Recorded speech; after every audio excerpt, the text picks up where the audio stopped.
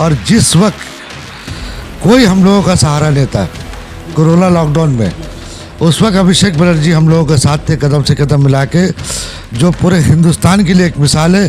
किसी एमपी ने इतना काम नहीं किया जो हमारे अभिषेक बनर्जी ने किया।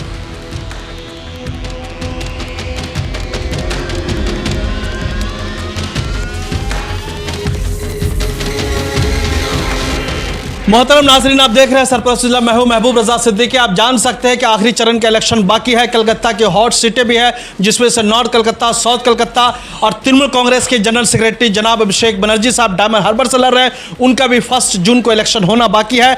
हम लोग अभी मटिया बुरुज असेंबली हल्का में है, वार्ड नंबर 137 में। तृणमूल कांग्रेस के वार्ड के प्रेसिडेंट अलहाज रहमत आलम अंसारी साहब, जो एक्स काउंसलर है। चलिए, सरपरस्त चैनल में आपका इस्तकबाल और स्वागत है। शुक्रिया जनाब, आज जो है ममता बनर्जी साहिबा, अभिषेक बनर्जी साहब ने एक जनसभा और रोड शो किया। बहुत बड़ी जम्मे गफीर भीड़ आई थी। इस भीड़ को देख करके क्या कहना चाहते हैं? इस भीड़ में ये साबित होता है कि यहाँ पर ऑपोजिशन बोल के कुछ है ही नहीं। और जिन तादाद से लोगों ने आज इस मीटिंग में शिरकत किया, आज मटियाबुरुज सरजमीन को लोगों ने साबित कर दिया कि वो ममता बनर्जी को मटियाबुरुज विधानसभा के बारे में सोचना नहीं है। मिनिमम 1.5 लाख वोट का लीडिंग है यहाँ। पिछले मर्तबा था आई थिंक 89 या 90,000 था। इस बार मिनिमम 1.5 लाख होगा। मिनिमम इससे बढ़ेगा, घटेगा नहीं? बहुत ज़्यादा बढ़ेगा।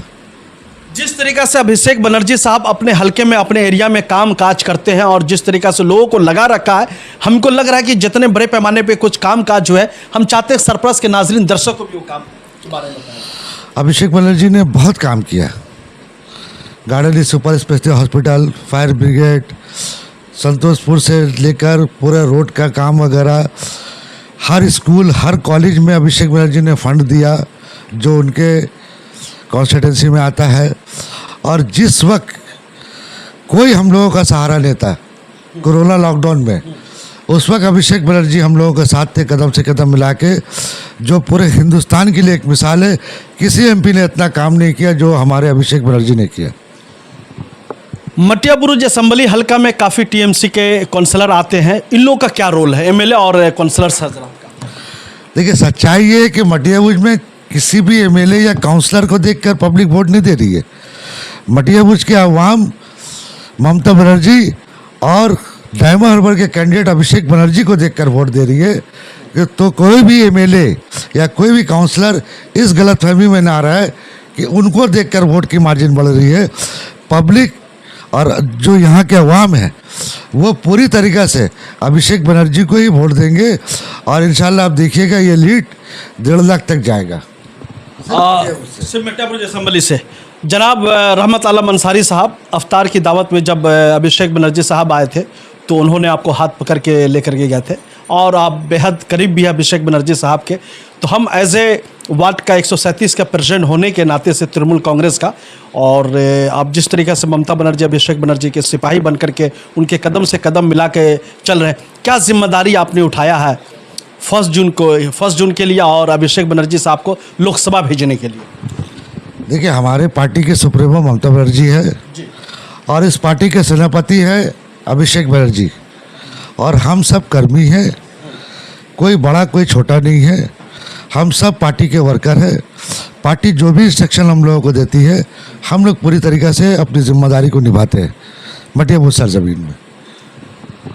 दिल्ली में इस बार बीजेपी की गवर्नमेंट या इंडिया अलायंस की गवर्नमेंट बने, किसकी गवर्नमेंट बनेगी? आप सियासतदान हैं, बेहद करीब है अभिषेक बनर्जी साहब के। नहीं, ऐसी बात नहीं है। दिल्ली में अभी जो हालात है, गोदी मीडिया को छोड़कर इंडिया जोट ही आएगा, और इंडिया जोट में सबसे अहम रोल किसी का होगा तो हमारी दीदी ममता बनर्जी का होगा, क्योंकि पूरे बंगाल के लोगों की नहीं, पूरे हिंदुस्तान के लोगों की ख्वाहिश है कि इस देश का अगर कोई प्रधानमंत्री बने तो उसका नाम ममता बनर्जी हो जी।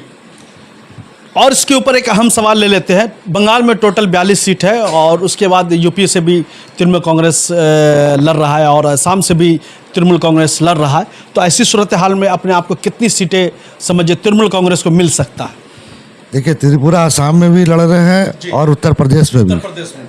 ठीक है, जहाँ तक बंगाल का बात है, बंगाल में 42 के 42 में लड़ रहे हैं। यहाँ पर 42 सीट में लड़ रहे हैं। 42 में 40 तो इंशाल्लाह आएगा। वो 2 सीट किसको जाएगा, कांग्रेस को जाएगा या बीजेपी को जाएगा? देखिए, कांग्रेस के खाते में तो कुछ नहीं आएगा। कांग्रेस तो दावा कर रहा है कम से कम 5 सीट होंगे। अब दावा है, अलायंस भी मतलब सिर्फ डेमोक्रेसी है, हर आदमी को हक है बोलने का, लेकिन कांग्रेस का बंगाल में कोई वजूद नहीं है। कोई वजूद नहीं। नहीं, शायद इसीलिए राहुल गांधी या प्रियंका गांधी नहीं आई। ये तो आप बताइए कि मीडिया। मैं आपसे पूछ रहा हूँ, आप सियासतदान आदमी, इसलिए मैं आपसे पूछ रहा हूँ, मेरा क्या है? देखिए, ये मेरा बोलने का राइट नहीं है कि कौन बंगाल में आता कौन नहीं आता। मोदी जी भी आ रहे हैं, योगी जी भी आ रहे हैं, अमित शाह भी आ रहे हैं, कांग्रेस के भी लीडर आ रहे हैं, तमाम लोग आ रहे हैं, सबको हक है, डेमोक्रेसी है। आप अपनी बात को अवाम के सामने रखिए, हमारी सुप्रीमो अपनी बात को रखेंगी। तो हमारी सीएम जो बात कह रही हैं वो करती हैं, और मोदी का गारंटी झूठा गारंटी है, सबको मालूम है। और दीदी जो बोलती है वो करती है, ये आपके सामने पूरे बंगाल के लोग जानते हैं इस बात को। 1 जून को जब इलेक्शन है डायमंड हार्बर सीट में, तो किसी किस्म का कोई मामला तशद्दुद वगैरह या वायलेंस होने का कोई अंदेशा वगैरह कुछ है, या कोई सेंसिटिव पोलिंग स्टेशन है, कुछ ऐसा कुछ है? कुछ आप लोगों ने कुछ नहीं, प्लान कुछ किया डायमंड? इस तरह का ऐसा कुछ नहीं है। मिनिमम डायमंड हार्बर कॉन्स्टिट्यूंसी से अभिषेक बनर्जी कम से कम 5 लाख वोट से लीड करेंगे। पूरा उम्मीद आप है। चलिए, रहमत आलम अंसारी साहब से हमने बहुत सारे सवालात पूछे, बहुत बेबाकी के साथ इन्होंने जवाब दिया। एक आखिरी सवाल ले लेते हैं कि आप 5 साल तो आप काउंसलर भी रहे हुए हैं, तो 137 में क्या डेवलपमेंट, क्या विकास का काम हुआ, और विकास के काम में, डेवलपमेंट और तरक्यात के काम में किन का ज़्यादा रोल है, आपका है या मौजूदा काउंसलर का, या आप दोनों किसी में से नहीं, अभिषेक बनर्जी साहब का? देखिए, जो भी इस वार्ड में जब मैं काउंसलर था, जो मैंने काम किया वो हमारी पार्टी का काम था। पार्टी ने फंड दिया, हमारे मेयर थे, उन लोगों ने फंड दिया, मैंने पूरी जिम्मेदारी से अपने काम को अंजाम दिया। और अभी जो काउंसलर है वो हमारे पार्टी के काउंसलर नहीं है, तो ज्वाइंट खालिद मुल्ला साहब, एमएलए साहब, वो अलग चीज़ है। ज्वाइंट कोई भी हो सकता है, बीजेपी के भी बहुत लोग हमारे पार्टी में आए हैं, कांग्रेस के भी लोग आए हैं, सीपीएम के भी लोग आए हैं, वो अलग चीज़ है, ज्वाइनिंग अलग चीज़ है। लेकिन पार्टी के लोग पार्टी के काउंसलर नहीं है, नहीं, ये पकड़ लिए। हाँ, वो तो आपको भी मालूम है, सभी को मालूम है, वार्ड नंबर 137 के तमाम लोगों को मालूम है। और डेवलपमेंट का काम कहाँ तक हुआ है अवाम बताएगी यहाँ की। चलिए, बहुत बहुत शुक्रिया अलहाज रहमत आलम अंसारी साहब, जो 137 तृणमूल कांग्रेस के प्रेसिडेंट हैं, एक्स काउंसलर रह चुके हैं 2015 से 2021 तक। और चलिए, हमारे सामने में तृणमूल कांग्रेस के सीनियर लीडर जनाब शाहिद आसवी साहब है, और काफ़ी अच्छे सुलझे हुए इंसान भी है, सियासत को बहुत अच्छी तरीक़ा से समझते हैं। क्या रहेगा डायमंड हार्बर बंगाल में? देखिए, डायमंड हार्बर तो अपनी जगह एक मुनफरद मकाम रखता है। यहाँ जो रिकॉर्ड होगा, शायद लगता नहीं है कि पूरे बंगाल में सबसे ज़्यादा वोट से अगर कहीं कामयाबी मिलेगी टीएमसी के किसी एमपी को, तो ये डायमंड हार्बर ही होगा। तो यहाँ पर कोई मुकाबला किसी कैंडिडेट वगैरह के साथ? ये मुकाबले में तो ऐसा कोई नज़र नहीं आ रहा, ना वो सीपीआईएम का एक इंडिया इत्तेहाद बना दिया है, वो प्रतिक्राम, न बीजेपी कोई नामो निशान इस इलाके में तो कम से कम यहाँ नहीं नज़र आ रहा है। बजबज हो, महेश तल्ला हो, गार्डन रिच हो, या आसपास में बड़ा नाम है, ये लोग किसी में इतनी हिम्मत नहीं कि अभिषेक का मुकाबला कर सके। यहाँ कोई वायलेंस किसी किस्म का कुछ होने का अंदेशा? नहीं, वायलेंस क्या है यार, बहुत पुरअमन है, माहौल बहुत पुरअमन है, और इस बहुत लोग खुशी खुशी एक हुजूम चलेगा वोट देने के लिए, अभिषेक के लिए, कि दीदी के लिए, कि हम लोगों को जिताना है और दिल्ली भेजना है इन लोगों को। चलिए, अपना नाम बताइए। मोहम्मद शाहिद अहमद आसवी, मैं trade union garden ship builders में वर्किंग प्रेसिडेंट रह चुका हूँ काफ़ी दिनों तक। मैं 2020 में रिटायर्ड हो गया हूँ, लेकिन अभी तक मेरा ट्रेड यूनियन से रब्ता है।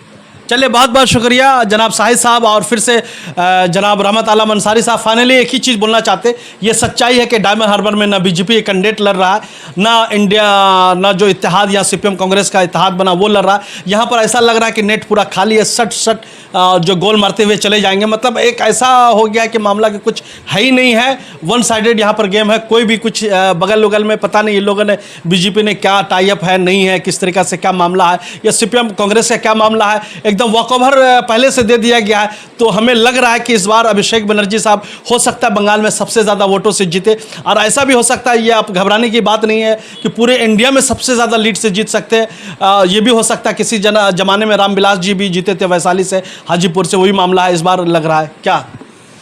हाँ इंशाल्लाह पूरे हिंदुस्तान में सबसे ज़्यादा वोट से अभिषेक बनर्जी ही जीतेंगे। देखिए वॉकओवर का मामला है। Thank you very much. हमने ज़मीनी स्तर की रिपोर्ट दिखाई, सब दिखा, इसलिए कि मैं जब डायमंड हार्बर में आया, ना बीजेपी के कैंडिडेट से मेरा सामना हुआ, ना उसका प्रचार प्रसार देखा, ना सीपीएम कांग्रेस के अलायंस का देखा, तो मतलब तो ऐसा लग रहा है कि नेट वॉकओवर पहले से ये लोग जो है शिकस्त तस्लीम कर चुके हैं, मगर खानापुरी के लिए सिर्फ ये लोगों ने नॉमिनेशन किया था, इन लोगों को बड़े पैमाने पर लड़नी भी चाहिए था। थैंक यू वेरी मच हमारे साथ जुड़ने के लिए। कैमरामैन जिसान के साथ। Welcome to K-Mall, a premium project by Kaleem Group. K-Mall is in the heart of Kolkata's electronic, garment and lifestyle hub, Khidirpur. K-Mall, which is designed as a world-class mall, is the outcome of endless effort of our experts, combined with modern superb techniques and new age design. Book now